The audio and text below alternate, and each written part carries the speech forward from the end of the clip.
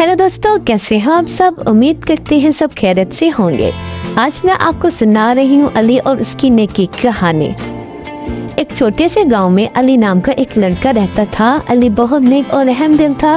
उसके दोस्तों और मोहल्ले वालों ने हमेशा अली की तारीफ की क्योंकि वो हर वक्त दूसरों की मदद करने के लिए तैयार रहता था।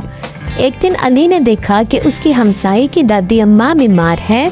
उनके घर में कोई नहीं है जो उनकी देखभाल करे। अली ने फौरन सोचा कि वो कुछ करेगा ताकि दादी अम्मा की मदद हो सके।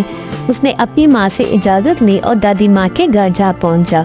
दादी अम्मा ने अली को देखकर मुस्कुराते हुए कहा, बेटा तुम यहाँ कैसे आए। अली ने जवाब दिया, दादी अम्मा मैं आपकी मदद करने आया हूँ। आपको जो भी चाहिए आप मुझे बताएं। दादी अम्मा ने खुशी से अली को देखा और कहा, शुक्रिया बेटा, मुझे थोड़ा पानी चाहिए और दवाई भी ले आओ। अली ने जल्दी से पानी और दवाई लाकर दादी अम्मा को दी।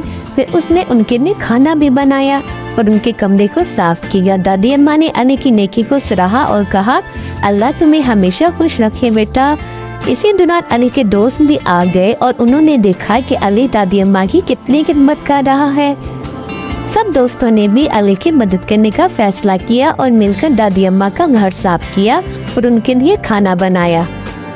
दादी अम्मा ने सब बच्चों की तारीफ की और कहा, तुम सब वाकई बहुत नेक बच्चे हो। अल्लाह तुम सबको खुशियों से नवाजे। बच्चों ने भी दिल से दादी अम्मा की दुआ कबूल की और वादा किया कि वो हमेशा दूसरों की मदद करते रहेंगे। मेरे प्यारे दोस्तों, ये कहानी हमें ये सबक देती है कि दूसरों की मदद करना बहुत बड़ी नेकी है और हमें हर वक्त तैयार रहना चाहिए कि किसी की मदद करने का मौका मिले तो हम पीछे ना हटें। उम्मीद है आप सबको कहानी पसंद आई होगी। अगर आप सबको कहानी पसंद आई है तो हमारे चैनल को सब्सक्राइब करें, लाइक करें और शेयर करें।